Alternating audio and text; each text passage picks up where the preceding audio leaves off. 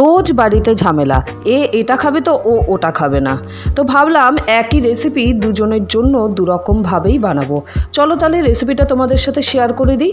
ঝিঙে কেটে রেডি হয়ে গেছে। এবার এর মধ্যে হালকা মশলা, শুধু জিরে আর কাঁচা লঙ্কা বেটে রেডি করে নিয়ে সর্ষের তেল গরম করে তাতে শুকনো লঙ্কা ফোড়ন দিয়ে আলু ভেজে নিয়েছি। এবার দিয়ে দিয়েছি ঝিঙেটা। হাফ ভাজা হয়ে গেলে দিয়ে দেবো বাটা মশলাটা। এবার ঝিঙের জলেই কিন্তু ঝিঙে যখন পুরোপুরি সেদ্ধ হয়ে যাবে, তারপরে যে যেমন ঝোল পছন্দ করো সেই অনুযায়ী জল দিয়ে ভালো করে সেদ্ধ করে নেব।